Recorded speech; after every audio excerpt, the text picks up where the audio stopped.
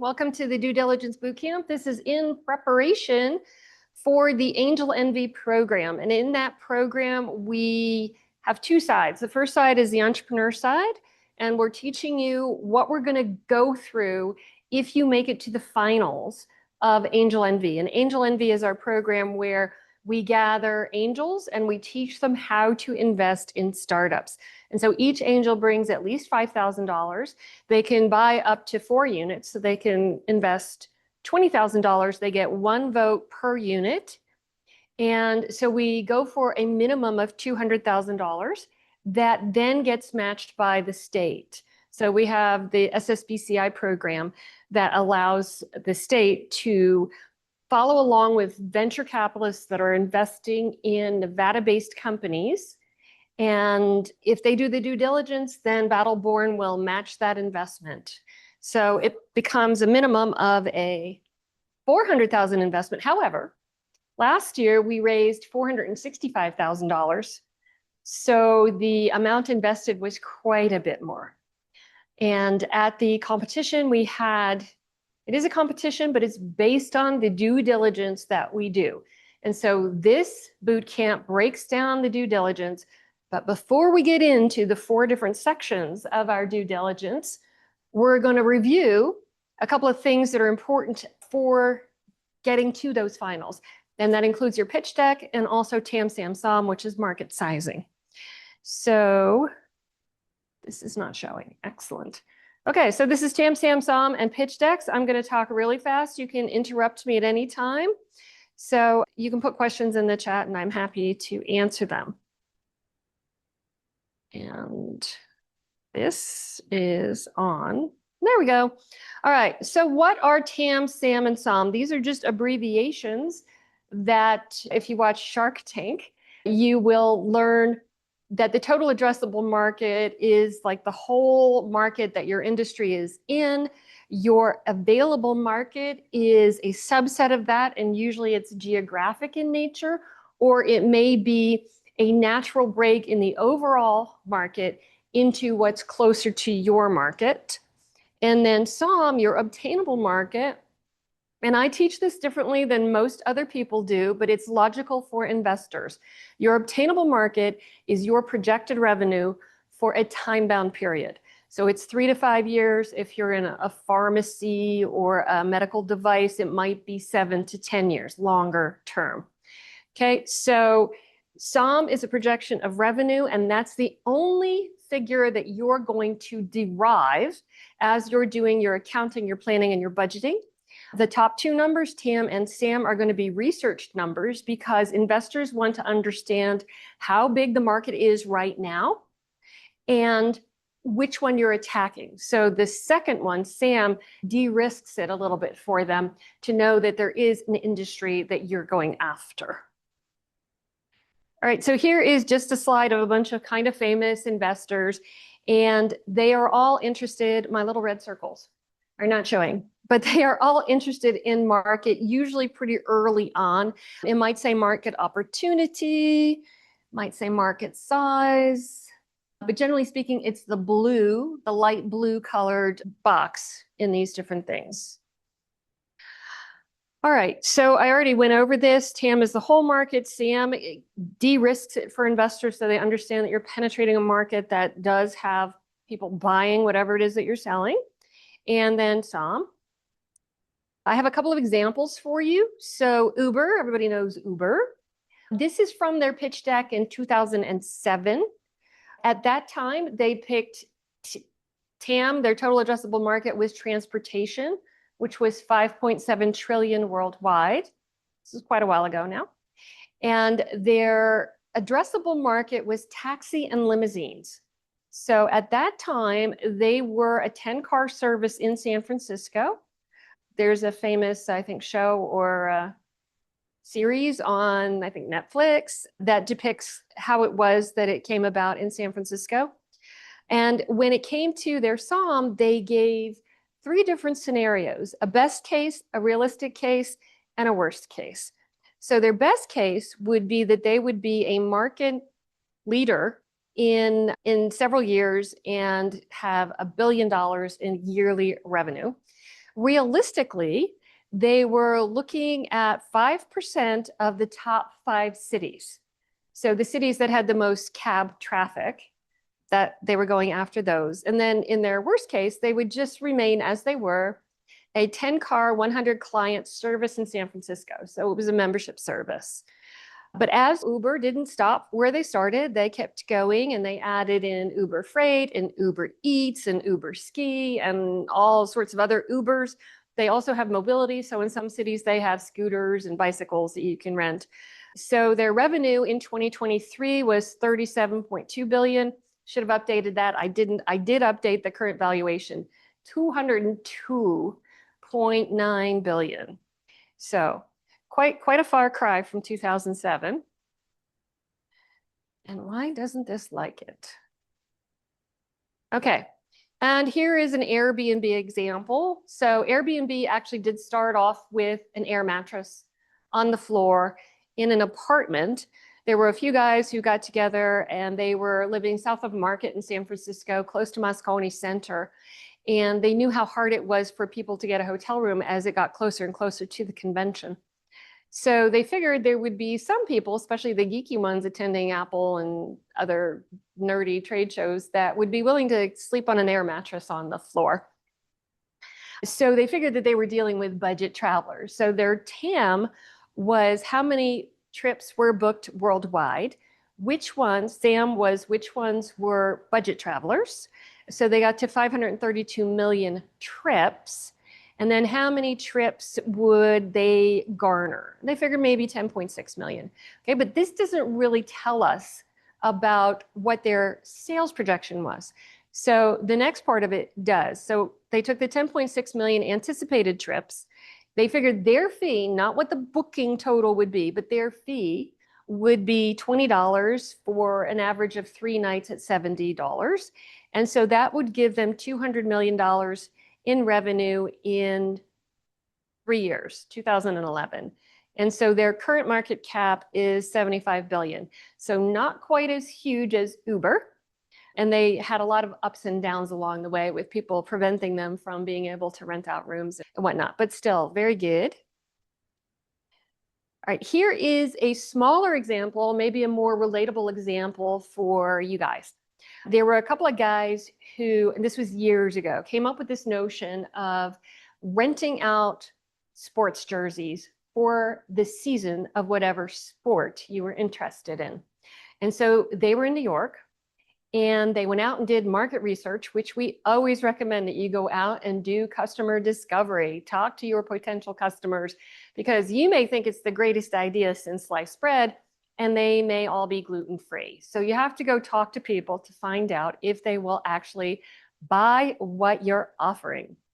So they went and did research at a Yankees game. So they figured that they would work with the top 5 sports. They went to Yankee Stadium in the summertime. Their premise when they went there was that the season ticket holders would buy a jersey and they would wear it for the season, then turn it in, get it laundered, and then the next season, if it was still their favorite player, they would rent it again for the whole season. So they went and they started talking to people, and what they discovered was that the most likely buyers were 11.7% of those whom they talked to. And what surprised them was that people couldn't afford a season ticket were interested in renting the jersey for the 1 or 2 games that they would go to. So one at a time. So this completely changed their sort of revenue stream model. And the other thing that surprised them was that women were just as interested in renting the jerseys as the men were. So they took this information and they distilled it into a projection. So how many Americans watch the top 5 sports? That was 150 million people. Again, in SAM, they were going to start in New York. So they're very avid sports fans there. And they discovered that there were 11 million New Yorkers who would be interested in renting the jerseys. And there were 1.3 million who were enthusiastic about it. So they thought that they were the low-hanging fruit that they could actually get to rent the jerseys. But this doesn't tell us about their revenue. And that's what investors are interested in. What are you projecting as your revenue? So all of this is prelude to two people in the waiting room, prelude to figuring out what the numbers are. So their customers, from talking to the people at Yankee Stadium, they discovered that 60% would do a one-time rental and 40% would be season ticket holders. They changed their fees. So one-time fee was $50 and that included shipping back and forth. And a season ticket holder would pay $250 for the season. So they changed their price point for the one-time and for the season ticket holder. So one time times 60% of the 1.3 million people was 39 million, and $250 for the season, 40% of the 1.3 million. And so they got to 169 million in New York in 3 years. So that logic is very easy to follow. And this is really what you're after when you're creating your TAM, SAM, SOM slide for investors. It has to be a logical progression. And it has to be something that's inside the realm of possibility. And I'm sure in here, I tell you that just saying it's 1% of TAM is not going to cut it with investors.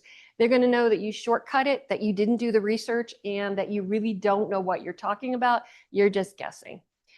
So SOM is hard. It's hard because it is a financial projection. And so to get to that projection, you have to know what your first market is. What is it going to cost you to penetrate that first market? They're not really interested in what it costs you, but you're going to get the number of subscribers that you're going to get, or the number of users that you're going to get. And then in that 5 years, you probably can't stay in just one market. You're going to have to move on to a second and maybe a third market. And so you have to do the research to figure out, okay, what's my next best market? Where do I go next? What's it going to cost to penetrate that market? So you have to do a lot of financial projection that you may not think about, that's going to get you just to some really simple numbers at the end, but it's a ton of work behind the scenes.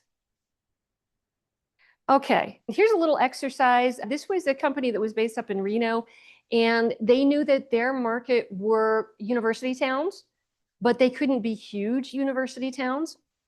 And so in order to figure out what their next market was, they looked at university towns in the West, and they looked at the population, they looked at the ad cost, and the number of students. And so the green ones were the best choices. The yellow ones were secondary choices. So 1, 2, and 3 didn't really match up with the ad cost versus the population rank. And so they decided that Tempe, Salt Lake, and Spokane, actually not in that order, Spokane, then Salt Lake, and then Tempe would be their next markets. And so they were able to conclude their projection. All right, so here are some poor examples of TAM, SAM, SOM slides. These are actual TAM, SAM slides. Just ignore my logo in the upper right-hand corner. This was taken from somebody's pitch deck. Okay, market information. The total available market in the professional sports industry stands at $73 billion. This is at least 5 years old. Our company expects to have 7.79 billion yearly revenue in 6 years. So talking about billions of revenue in 6 years, when it's 10% of the existing market, that would raise some red flags. I wouldn't necessarily believe this. Here is a different one, but also involved in sports. This was one of those kind of social coaching types of things. And they wanted to start with gamers and also hockey players. So it was bantam level male youth hockey players. And I can't see my slide. Sorry. Okay, so they were going after these two because the two founders had these passions. One was an avid professional gamer, and one was a very good hockey player.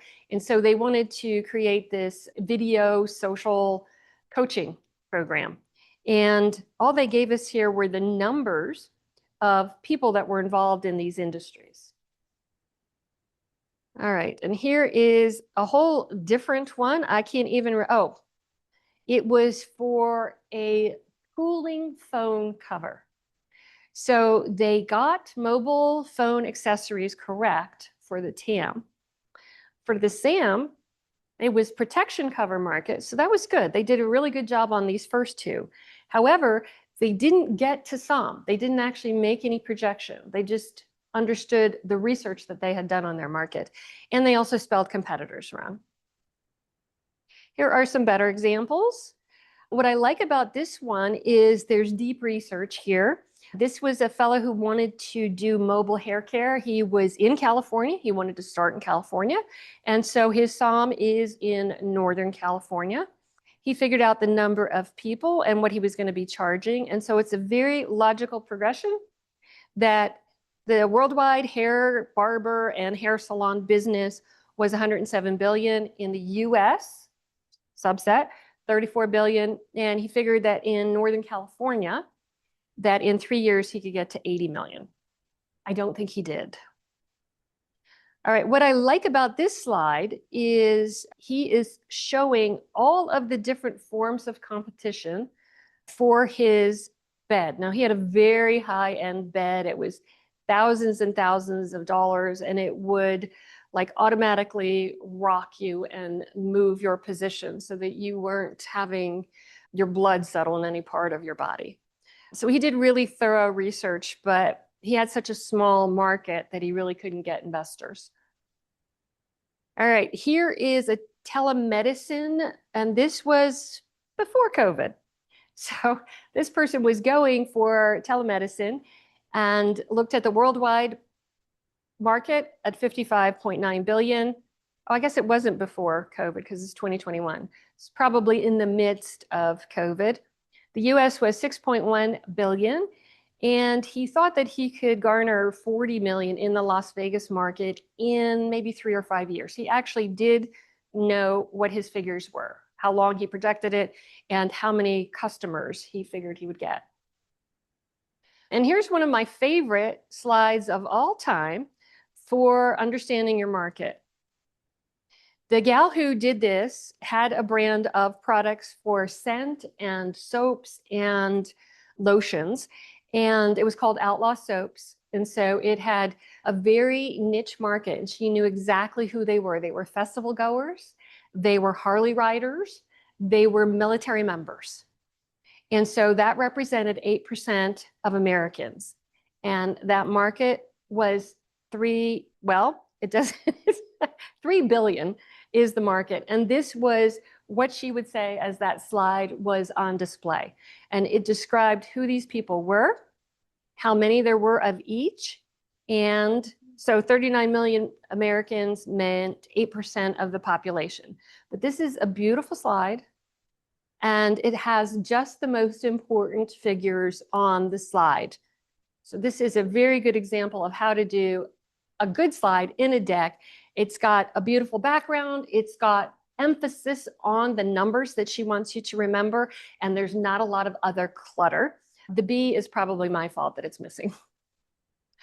Okay, so just to review, TAM is the big picture, the whole market.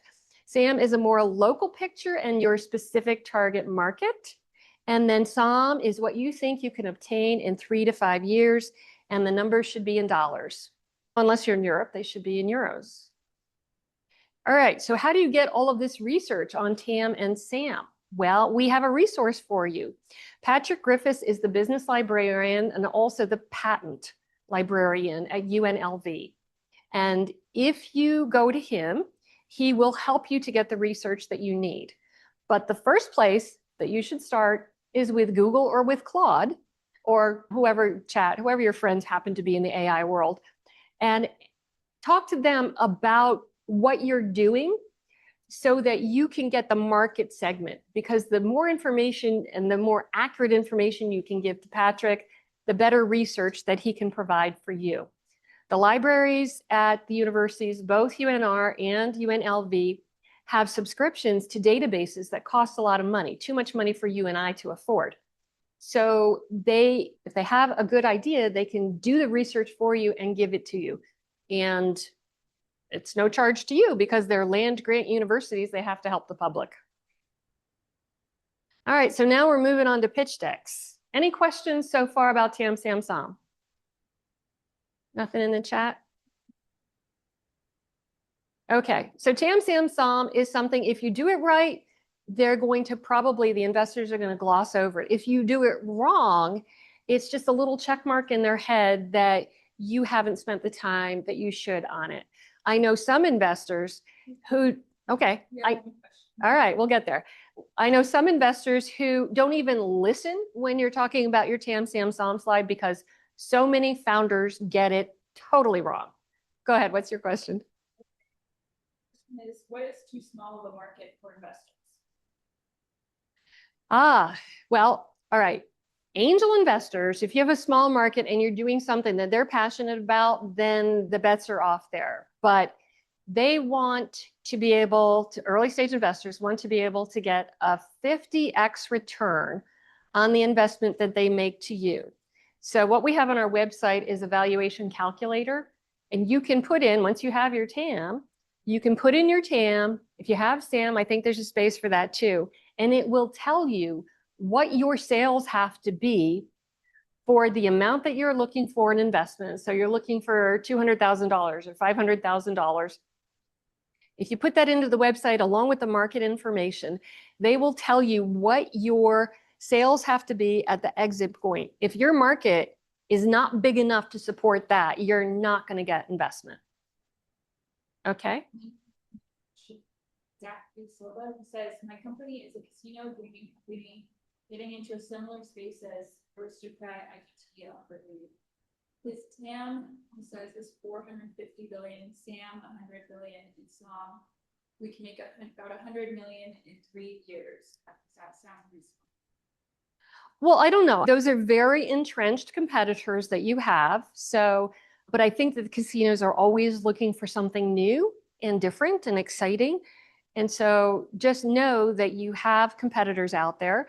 In some cases, when you have high dollar competitors like that, if you can make a splash with a couple of games, they'll just take you out, right? So they will acquire you. So it's not necessarily a bad thing to have strong competitors as long as you're scrappy and you have enough money to actually get your product into the market.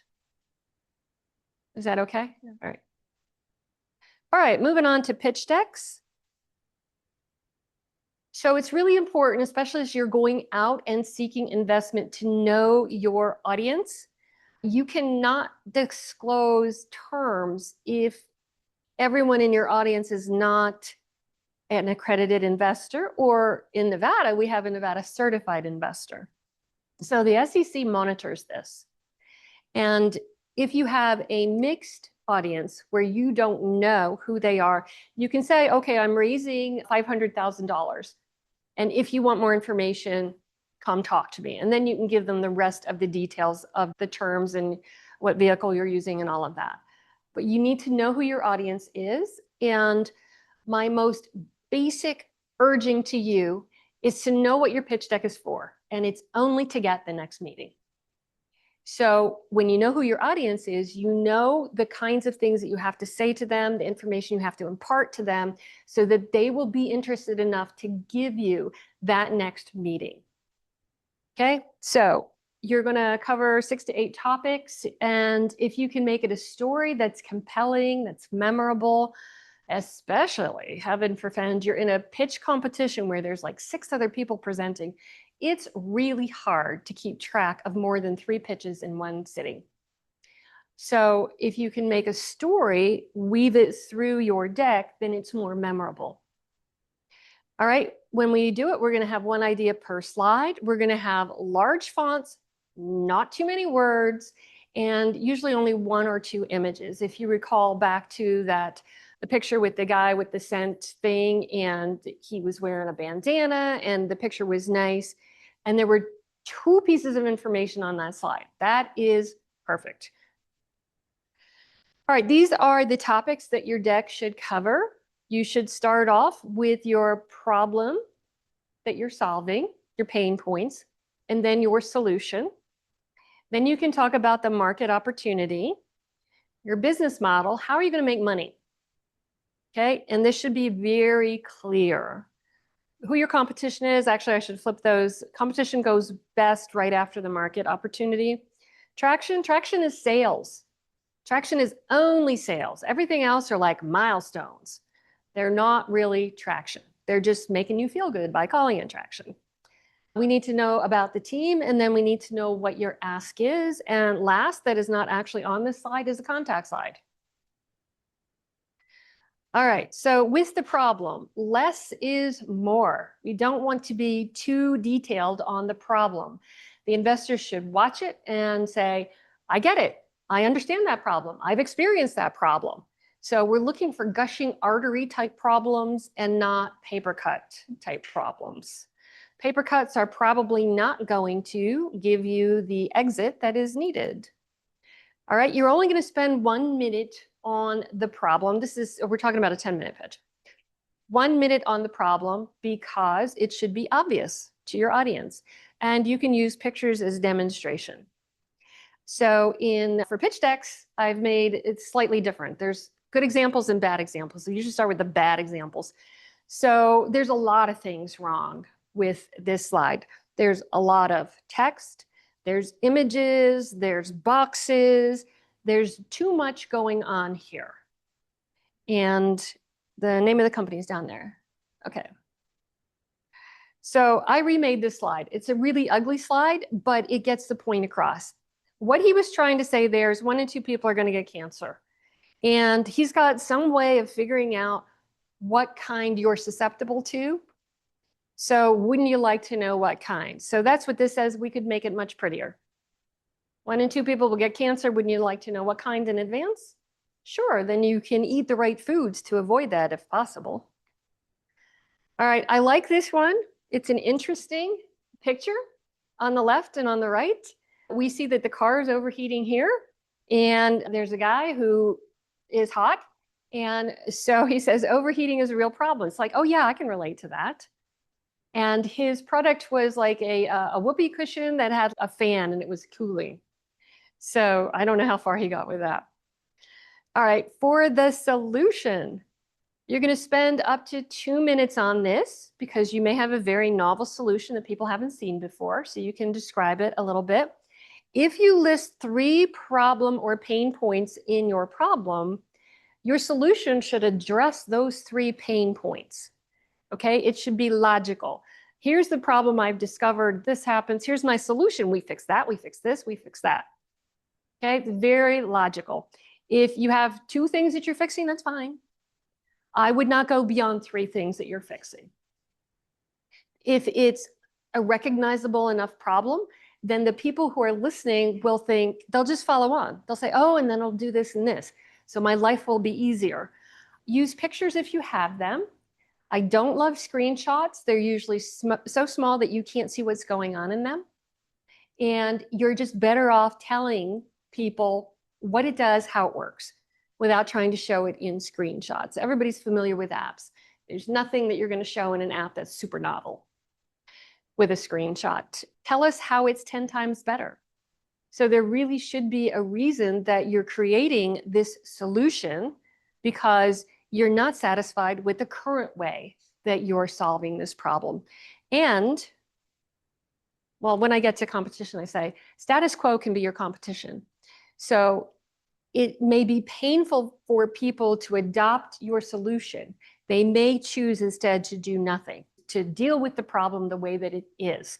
So it really has to be a better solution than what they're doing now, even if what they're doing now is nothing. All right, here we have a poor example. We have a screenshot with text on the screen. We've got words all over the place, and I don't even really want to read this. This was, believe it or not, because you can't tell from, this was a company that wanted to move children, pick them up from where they were, and take them to daycare. So they were having cameras in the cars to watch the kids so you could tap into the live stream. And then when they were at daycare, you could tap into it there as well. But their unique factor was the fact that they were picking up the kids and taking them to daycare. All right, I really like this product slide. It shows what the all-day adventure flask can do. Now, you were prepped for this by the founder, who hikes all over, and he couldn't find a good cup of coffee. Especially in the foreign countries, like coffee's terrible there. So you were feeling for him. And so he developed this all-day adventure flask. You can see, I think you can see, that there's like a topographical map in the background here. It's subtle, but it's there if you're looking for it. It's got some peaks listed, but it shows what the thing does besides just being a water carrier. You can do your pour over coffee. It's got a strainer so that the coffee doesn't get into your water or your coffee. It's got a filter, and then it's got this thermal core. So you can have coffee in the morning and cocktails in the evening. You want to buy this? He's still around. High Bear, all day adventure flask. The beautiful thing is too that you can't see in these pictures. The brown part on the bottom is the cup, but he usually has engravings on the part of the metal canister that's underneath the cup. And so he does them in lots of different colors. All right, market, I think, yeah. So if you are ready and prepped and you know your numbers, you only have to spend 1 minute on this. Like I said, a lot of investors are just going to blow by this because they don't think anybody does it right anyway. But you can really capture their attention if you do it right. So we want a bottom-up obtainable market. We want research, TAM, and SAM. And if you go with the 0.1% or 1% or 0.02% of something, probably not going to fly very well. And you should be depicting dollars spent, dollars projected, not users.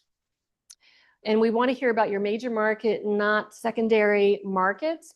But if you do have a strong secondary market, you can definitely make that part of your narration.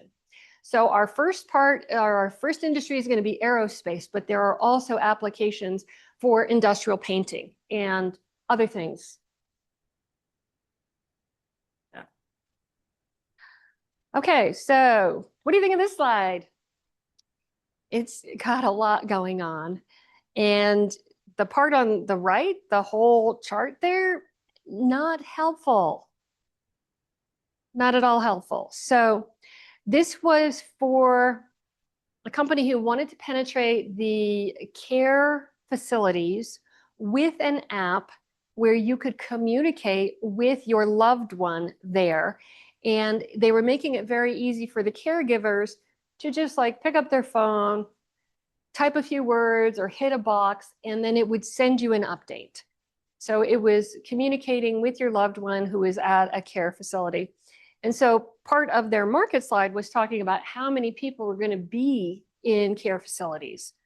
So there's 10,000 people a day turning 65, and half of them, more than half, are going to need long-term care. And so there's a bed projection there, and then I'm not even sure what this is showing us on the right. Maybe the number of people, yeah, who are over 65. Great. Well, you made that point already. All right, so here is a more simplified version of that market slide. We still have the 10,000 per day turning 65. More than half are going to need care. And then there's going to be 5 million people in care facility beds in 2030. So the generation below that is going to want to be able to figure out what's going on with mom and dad. And here is another one that is better. This was a construction company, and he, instead of going after these super large contractors, I guess he was, large contractors, there were 15,500 of them. No, he wasn't going after them. He was going after the smaller contractors who had 20 or fewer employees because there were 150,000 of those. So he figured he had 1.8 billion in total market. His achievable market, or yeah, achievable was 144 in the US. And then his obtainable market in 3 years or 5 years is 45 million.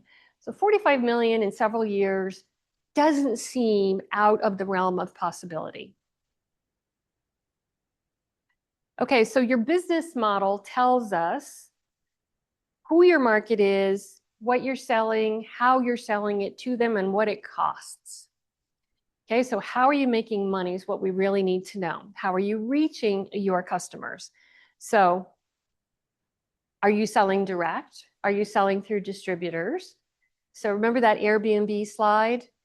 Their business model was to make $20 on each transaction. Even though the customer was paying more, their portion was 20 bucks. All right, you can spend 1 to 1.5 minutes on this because you may have to explain it. So here's some different examples. This is a very poor one. He was talking about who he was going to be selling to, and he had some sort of app for inside conventions, and he thought that he would be able to sell it to the owners of the convention space, to the organizers of the convention, to vendors within the trade show, and the attendees. So he thought that he would be able to capture a portion of the ticket sales and sell targeted advertising. This one didn't work out. All right, so here's another lovely, super busy slide. And I actually have to read it to remember what this one is doing. Bringing web traffic to their websites, 3 free postings. Oh, we're going to sell stuff. All right, the primary source of revenue is subscription fees. Okay, so $2.99 to $16.99 a month suggests to me that these are consumers. These are not businesses. Okay, so the number of users, okay, we've got that going on, users, and not what the revenue is going to be. So $2.99 to $16.99, and then they were going to charge 49 cents for people who want to do a one-off and not sign up for a subscription. Okay, so it sounds like they don't really know what they want to do. They're not in the market yet because they're considering a fully free advertising model. So this is very disjointed. It's very hard to follow what the revenue model is. Investors want to understand it a little more clearly than this. All right, here is a different revenue model. They have an app and they're going to charge $19 a year for individuals. And they're going to save time, money, and be protected. This was some sort of identification thing. And then for businesses, it was $29 to, I believe, $1,000 a year, not $1 million. We've reverted to using M to mean $1 million when in the Roman numerals, it's 1,000. So businesses were going to be paying more, and they would also enjoy compliance with GDPR. So this one is getting better. Here is one for retail. So with retail, you want to understand what the thing actually costs to make and what you're going to charge for it. So wholesale, he was wholesaling it for $4.29, and they were selling it for $5.49. So just making 120 on it. For retail, it was $5.99, and then they were going to sell it for $7.79. The cost to manufacture was $180 to $300, depending on which size you were interested in. His package box was created in the age of porch piracy. And so they had this bench that you could give a code to, and you could open it up, and the delivery people could put your packages in there. So competition, here's where I say, don't state there is none, because status quo can be your competition. You should be thorough in your research and then use the biggest. Now I say, do a spot research on your phone, because investors are going to do that, and whatever shows up first, that's what you should put in your competition slide. A rack up shows your features versus your competition's features. And if you're doing a price comparison where you're actually putting prices in, you have to check it before every presentation. Because once again, the investors are going to pick up the phone and they're going to look. And if they're having a sale at one of your competitors, they're going to think that you didn't care enough to do the research. And so you're not going to spend a ton of time on this, just 1 minute on this. So this is what a rack up looks like. You're going to put yourself either to the far left or the far right. You're going to make sure that they know that yours has the most green arrows, because you're picking and choosing which features you're going to talk about. And then this is a safer way to talk about price than actually quoting prices, is just a relative price. So a single dollar is less expensive than the double dollars and less expensive than the triple dollar signs. Okay, it should include a large chart and symbols, but not words. If there are words that you need to say to describe what your features are, that's part of your script. It's not part of your slide. All right, and make this symbol larger for your stuff than for others. It's not really done well in this one, but you'll see it in a different one. All right, so this is quite a lot of information. This is not something that you should be presenting in a live presentation. You could send this out, and that's really the difference when you are talking to investors. If you're sending out a deck, they don't get the benefit of your narration and your gestures and your enthusiasm, right? They have to get it all from what's on the slide. So this is fine for a send out deck, and it's completely wrong for a live presentation. All right, so this is that same company with the water and coffee pour over thing. And so here he puts the actual prices in there, but he has his competition across the top, and some of it is a little bit esoteric because he's in a higher end market. And so he's bringing in the higher end competitors. And then he's talking about how his features are better. And you can see that most of them don't have the rugged sleeve protection. Versatile, I don't actually recommend something that's so subjective as versatile. I would pick one of his other features instead. Easy to clean. They don't have pour over. They don't have the cold core. They don't have some of the features that he has that really makes it unique. All right, this one, here's where you can see that this guy uses big check marks for himself and smaller green check marks for his competitors. This company is actually still in business. They've changed their name. They won the Sontag competition up at UNR. That is a $50,000 prize for students or faculty. Every year they run it, and it is both a pitch competition and a business plan competition. So they were taking a Toyota Tacoma wheel bed and putting a camper on top. And the advantage that they really felt for them was significant was the smaller wheelbase on that vehicle allowed extreme campers to go to more places. And so you could get into a forest, whereas with some of these larger ones, you couldn't do something like that. They were also using marine grade components. One of the two founders, his father was a boat maker. And so he knew that the marine components were going to last a lot longer than the plastic stuff that's in most of the other, even mobile homes. So they went with that, and they had solar panels. It was really cool design. And we're probably talking 10 years ago now. So they have changed. They were called Stern, and now they're called Truck House. Traction, only include traction if you have revenue. If you don't, you can make a milestone slide just to show that you're making progress on it. But a lot of times I see milestone slides and it's fluff. It's really not significant. Okay, you can spend a minute on your traction. You're going to show growth month over month or year over year, whatever is appropriate.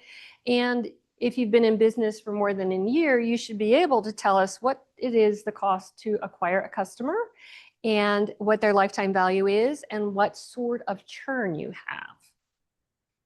So here is a company that was growing. You can see it was up and down. This looks like a real chart. I know the gal who started this company, and she has 80% making a second purchase within 3 months. And her goal was to get them to subscribe and stay with them for a while. The team side. This is the thing that is supposed to make investors believe that you are the right team right now, that you have the knowledge and the drive and the experience to take this idea that you have and be successful, and to find people that are going to help you if you run into trouble. So there should be no more than 4 people. It should only be the founders, okay, not advisors. I don't give a flying flip about advisors. And it turns out that most people who are in academic institutions who think they want to take something and make it commercially available, they're the ones who the sun sets on their advisors. But in the commercial world, not so much. You should have pictures of your founders. They should all be of a decent quality. A lot of times I've seen slides or decks where they've got main co-founder CEO, right? Good picture. COO, good picture. Marketing person, bad picture. And you would think that the marketing person would have the best picture, but no, it's all pixelated. So try to make sure that you're including good pictures for that. You should have bullet points, and you can also use icons, logos, to depict where they've worked in the past, and that gives them credibility. So we have one founder that we've invested in recently, and she went to Harvard undergrad and Stanford law. So those are those stellar credentials that actually open doors for you. There's not a lot of people in Las Vegas that have done that, right? A lot of them went to UNLV, or maybe they took a wild ride and went up to UNR. So if you've worked, though, for a banner company, you want to make sure you get that logo in there and tell us what you did. Tell us how your experience, your accomplishments enabled you to start this company and be successful. So you don't actually spend a whole lot of time on this unless you've had an exit. If you've had an exit, then that opens doors for you as well. All right, so here's a poor example. This is a poor example in many ways. We have our business model on the same slide as the team. And for the team, this owner has also listed who is developing the app for her. And when it comes to investors, it's not a deal killer if you're not developing the product yourself, but it's certainly something that makes them raise their eyebrows, because you can't move fast enough. Unless you have a technical person on your team who is able to iterate and run sprints, then it's going to take too long for you to be out front and stay in the lead. So this is a poor one. There's no picture either. But here is one of my favorite team pictures of all times, because it's got humor, they look personable, and they tell us about themselves. So here's Ellie. He's a PhD in mechanical engineering. This was for the company Snooze, which is a local company. Some of the hotels have these sound machines in the rooms to help you go to sleep. So he's a mechanical engineer. He's a former senior engineer at Caterpillar, and he specialized in airflow and fan acoustics. Okay, perfect background for this business. And then we've got Matt over here. Matt's here in Vegas. He's got a marketing background. He's a former marketing director at Zappos. So, you know, like he's a local hero. And he's definitely not a doctor. So no PhD in that. He's just like a marketing dude. So this is one of my favorite team slides. When it comes to the ask, I've already said you need to know your audience. You need to make sure that if you're going to talk specifics about your deal, that all of your audience are accredited investors, whether they're SEC accredited investors or Nevada certified investors. Okay, you can give the amount, but not the terms if you're not sure about what's going on. If you are in front of only investors, we want to know what the vehicle is, what the terms, if you have a valuation cap, if you have a discount, and we also want to know the use of funds. And I see a lot of people gloss over the use of funds. They just say we're going to do like marketing and development, and that's really not good enough. We want to understand how much of what you're doing is on development, and that will depend on the stage that your product is in. So if you have it mostly developed and you are looking for investment just to goose sales, then you're going to spend a whole lot more on marketing than you are on development, but you are going to continuously develop. Okay, if all of the investors are accredited, you could even put this slide in the beginning so you set the stage for what you're looking for. And you don't have to spend a lot of time on this, because if they're interested, they will ask you. All right, so this one, I considered even not including this. This is a really lousy example. There's all these words. My suspicion is this person reads these words to the audience. There's nothing that investors hate more. Well, there's a lot of things they hate, but they can't stand having their slides read to them. When you're speaking, people can read words faster than you can speak. And when they're done reading your words, they're going to pick up their phones and they're going to see, has anybody texted me? Do I have any Slack messages? They're going to stop paying attention to you. So when you're in a live presentation, you are the star of the show. And you shouldn't give that up to the words on your slides. This guy was looking for 400,000 to cover all expenses for initial startup. Okay, not really good use of funds explanation there. Okay, so here's this one. This is a very pleasing slide. It has nice flow to it, and they've targeted the 275K. And then they told us that they're going to spend 245 on salaries and 20 for marketing, and 5,000 for employee benefits, and 5,000 for working capital. So what this slide tells me is they want you to pay them to develop this product. Okay, because as far as I'm concerned, $5,000 for employee benefits is part of salaries. So that's $250, and they're going to spend $20,000 on marketing. All right, here is another slide. It's getting better. It's getting better. Seeking 500K for 12% equity or preferred stock. Okay, that's cool. I can understand that. What's not great is this slide over on the left, where they're giving us use of funds.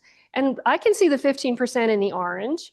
I can even see the 10% in the darker blue. I can't see any of the legend to understand what they're spending money on. And so this could be presented in an easier to understand way. They do have an exit strategy planned by a large safety company. I can't even remember what this company was, but I remade this slide to make it easier to understand. Okay, 500K for 12%, great. 40% for staffing, 30% for operating capital, 15% marketing, 10% product development, 5% inventory. So I still would have some questions about this use of funds because operating capital is wishy-washy. Like, what do you mean by that? And then the 40%, the largest expense is on staffing, very little on marketing, and very little on product development. So what are we actually trying to achieve here? All right, so here, target raise 600. I can see that pretty easily. Seems like there's a lot of words here. Use of funds, 70% marketing and sales.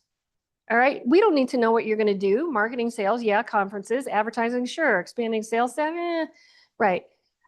So there's a lot of extra words on this slide that we really don't need. They do have an exit strategy. They're looking, well, a projected A is not really an exit, but they wanna sell in 3 to 5 years. Here's that slide remade. Much easier to understand. We don't have to go into what the exit strategy is on this slide. We're just going to talk about it. As we're looking at the slide, we expect to be acquired by this sort of business. We have these targets in mind. We've already established relationships with these companies. And so that's our plan in 3 to 5 years. Your last slide, a thank you. With your logo, with your name, and with contact information. This is the most important slide in your deck because what is the goal of the deck? The next meeting. If they don't know how to get in touch with you, you can't get the next meeting. Okay, questions? I would ask for from earlier, where can the calculator be found? Oh, it's on startupnv.org and it's under I'm a startup and it's valuation calculator. If you don't necessarily have traditional market competitors, like only freelancers are your competitors, is that a good or bad? Freelancers? If you're not competing against another product and you're competing against other individuals, you are probably not investable. Because so much of it depends on you. You are the brand. If you're an artist, being an artist and trying to seek investment is the hardest thing because you're not solving a pain point. You're creating a pleasure point. So people move away from pain and towards pleasure, but it's so hard to quantify who your customer is. Yes? Products and application that is potentially a part of a collective suite of applications that then you roll up into some. So the question is about an application that's part of a suite that would be rolled up into an application later. Does the application stand on its own? Is it solving a big enough problem? Okay, well, that's cool. You've got a long runway then for other products that you can introduce as you go forward. So that is attractive. Yeah, I had a question about what you just mentioned, creating needs or solving problems. We have a product that doesn't, I feel like it's both, where it solves a promotional product problem within that space, but it creates impulse buys for the end user. So how do we differentiate? I can't really tell by the amount of information that you've given me. If I were to be in front of people, I would say we created a new promotional product that solves obsolete promotional products. So Does it lift people's spirits? Does it help depression? Like, that, yes, but for businesses, it helps with exposure. It's on the customer more, like a lanyard, right? A lanyard is a traditional promotional item. yes. It might be a little boring because a lot of people leave shows with tons of lanyards and throw them all away. At least I do. But our product, from our market research, is more of a sticky promotional product. So if I was So people are going to go home and like attach their driver's license to your lanyard? no. So it's what we created just to show you, it's a visual thing. It's a lighter. It's a lighter, but that's also one of those fidget devices that people Oh, well, that's to good. adults. That is fun. So promotion wise, it's very customizable for designs and companies. And then from market research again, a lot of people who get one of these retain it longer than a traditional lighter or a traditional lanyard or a traditional promotional products. So that's a problem we know that we solve, but on the TikTok front, nobody needs it. But it's a great impulse buy for TikTok users, and we've seen great success. All right. So is it an impulse buy in a store, or is your customer other promotional product distributors? You sell to both. So I think for your distributor customers, which you're going to sell higher volumes to, that you're just going to have to discount, right? And if you've got TikTok advertising so that people are going to be seeing and become familiar with this product, then that is something also that your distributors will be interested in. But you're also going to go for retail store placement? We have as well. But I think somebody you mentioned it earlier was targeting the biggest market. So the addressable market, the biggest obtainable market. Yeah, well, you've got two revenue channels then, right? You're going direct to consumer. Actually, you're not going direct. If you were direct, you'd have a website, it'd be available there. So you're probably doing that. I think your volume there is probably going to be small because you say it is an impulse buy. So the impulse buy is you're going to have to catch the attention of somebody that's at a checkout stand, seeing it there. And I think that those sales could also be difficult because you're going to have to, well, you're going to have a low price point for both your distributors, your promotional product distributors, but also for retail. You described our journey pretty. Yeah, we've done all that. Yeah.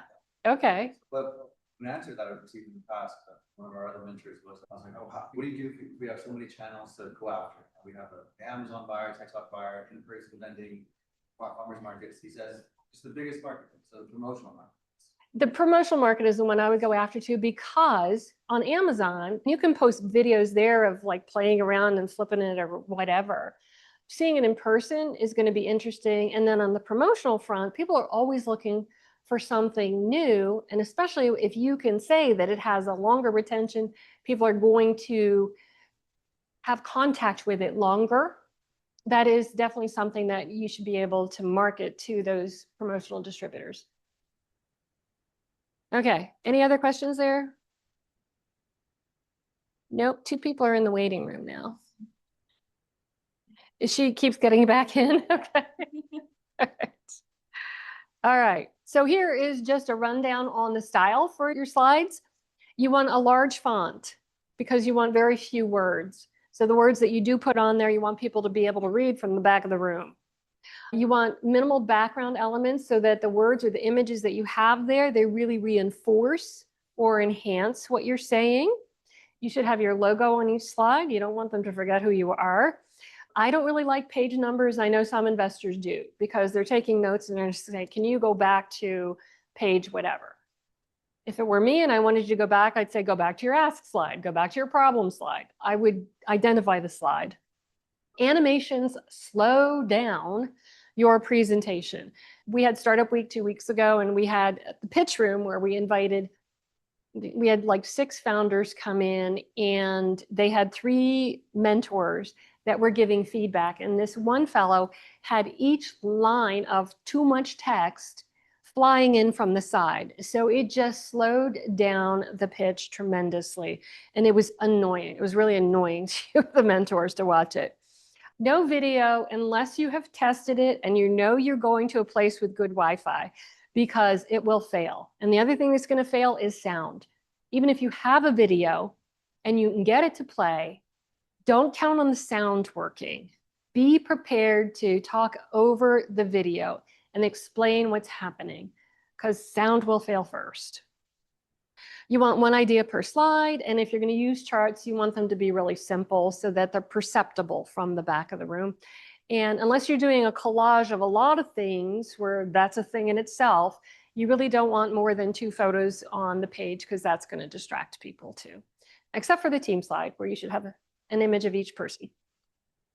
Okay. That's it for tonight. Any more questions? The freelancer that she actually does offer a service with dated, access with dated solutions that systemizes cleaning and labor for a niche agricultural industry. That she has.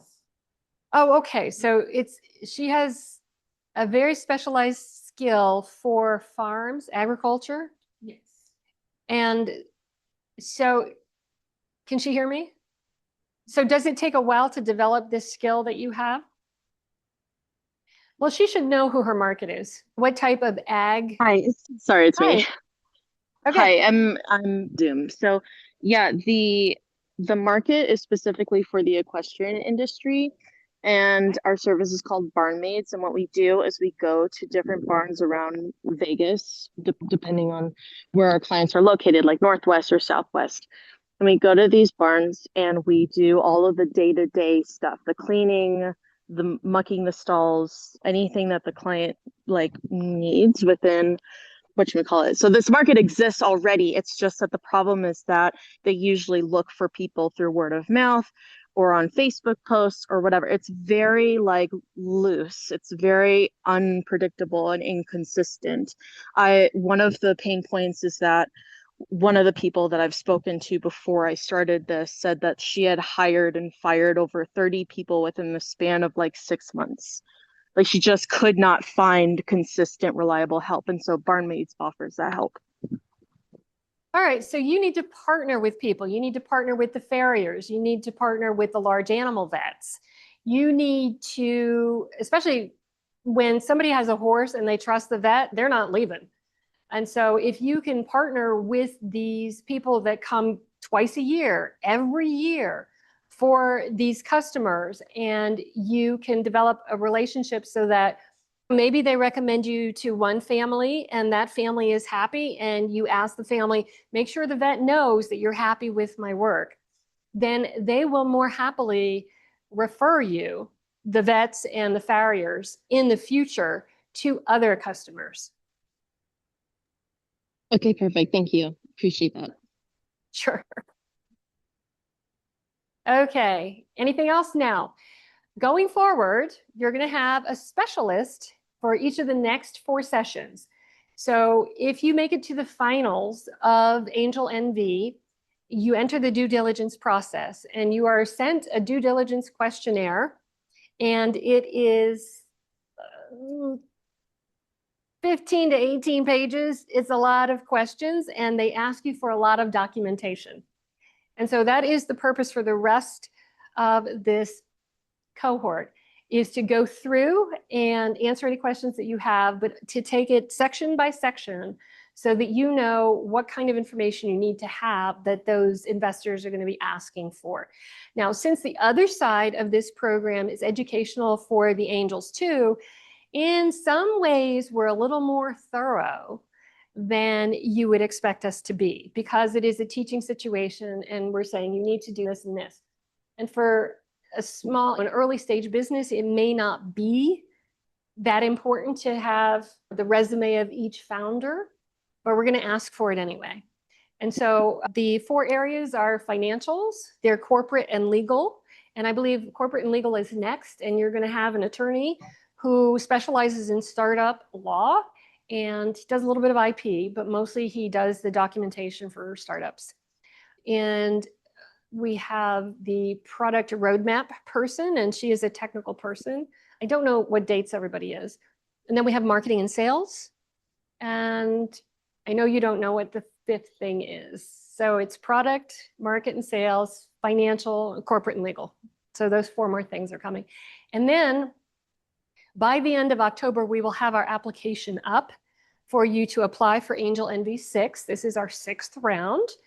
And I have 2 weeks after the last class, we have office hours in case you have any questions about that application. And that application is not as thorough as the due diligence, but it will ask you for a lot of the things that we covered in our slides, TAM, SAM, SOM. It'll ask about the team, and it will ask you to upload a pitch deck. And you can also upload a video, but you don't have to. So it's a pretty robust website as well, but that application is not ready yet. Okay. And so you guys can feel free to reach out to me if you have any questions about tonight's session. We are recording it, and we will send out the edited video on Friday along with my slides. All right. Any more questions? Okay.